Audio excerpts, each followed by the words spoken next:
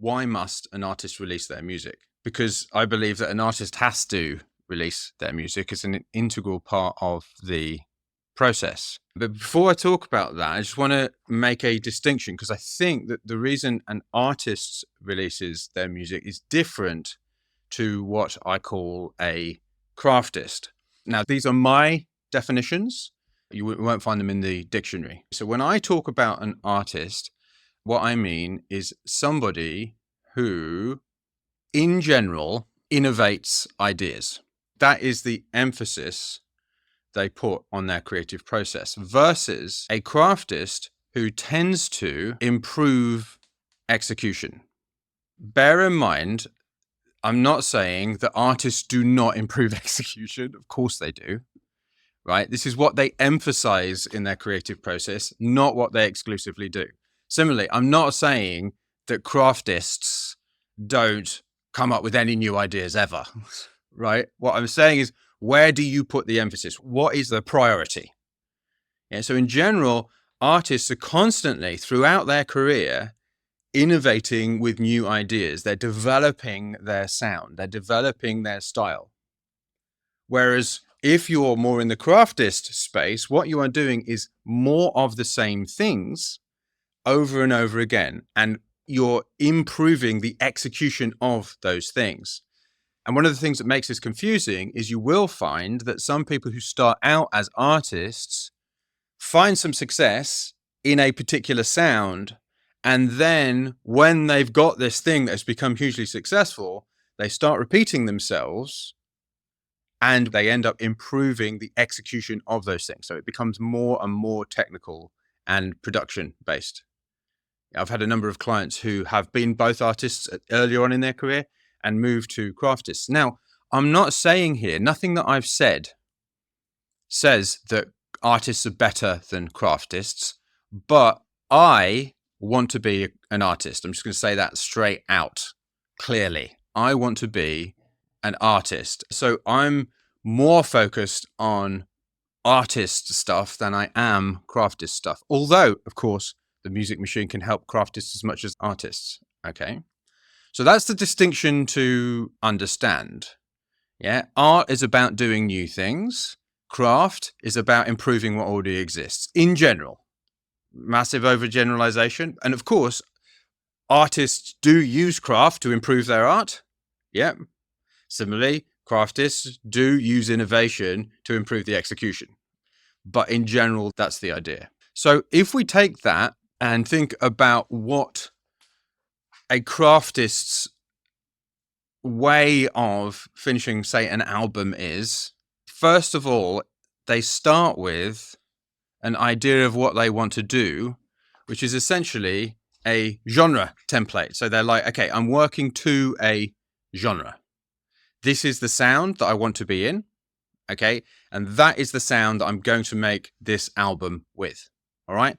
So then the process becomes about designing that album to fit that genre template. Of course, they have their own ideas within that genre, but in terms of the style, in terms of the sounds they're using, the sonic signposts they're using, the style elements they're using, they're designing their album to fit this genre template. They are also expressing themselves, of course, right? So again, I'm not putting this completely in all they're doing is painting by numbers. That's not what I'm saying at all. And what comes out of that is an album that fits within a genre.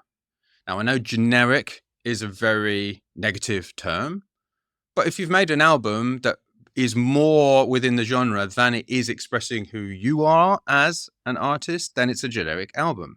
Okay. And that's okay, because it can be okay, because often the reason that a craftist is making an album that fits within a genre is that they want certain external results. They want to get a certain number of, followers on Spotify or plays on Spotify. They want to get gigs at a certain type of club.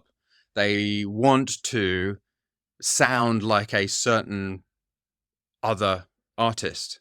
Now, it's my contention that in the modern world, that in the modern music industry, where For example, AI is starting to be able to make generic music as good as, or approaching as good as, a human.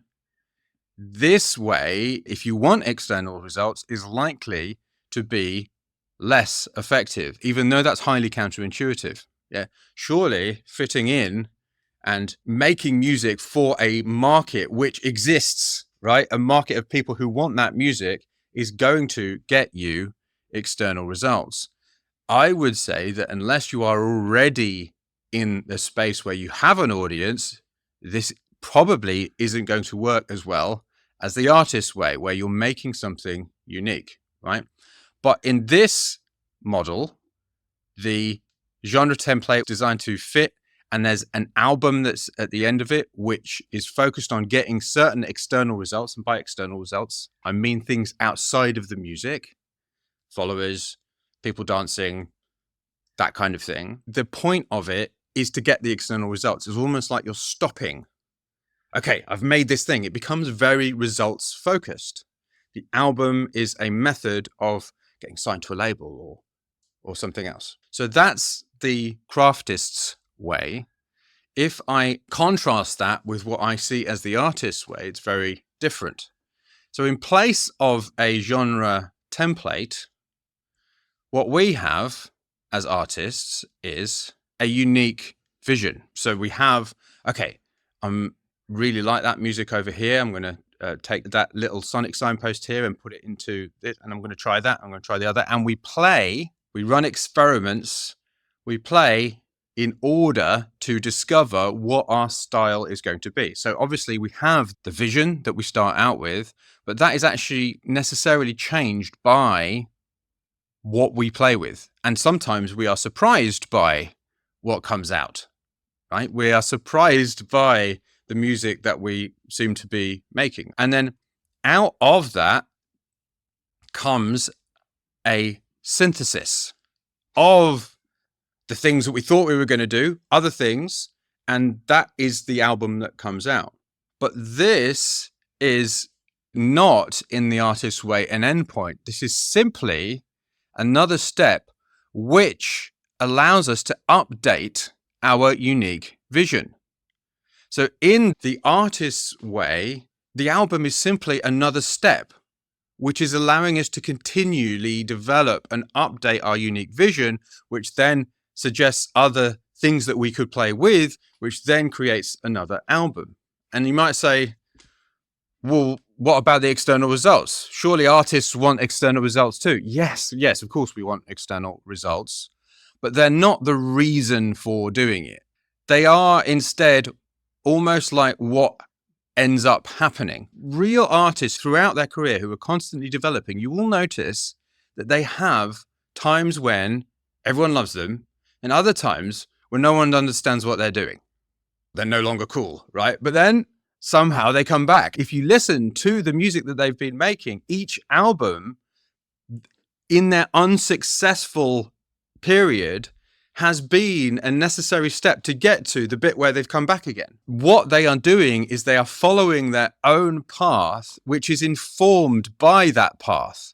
So the album becomes a milestone, which then they react in some ways against to update their unique vision. And it's less altered by the external results. We want external results, but if they don't happen, that's not actually what we're doing. Yeah, it's not that when you're being a craftist, you're completely selling out and that's all you care about. Again, this isn't an either or. Or in an artist, you literally do not care about external results at all, and it doesn't matter. We're human beings, of course. External results matter to artists, but a true artist is actually focused on this process. So because of that, what a release means is letting go so that you can become what you want to be. That is what it means to be an artist. A release, I mean, it's funny how the word is release. Yeah, because it's about letting go of any given result, because that result is simply in service of the process of constantly developing as an artist.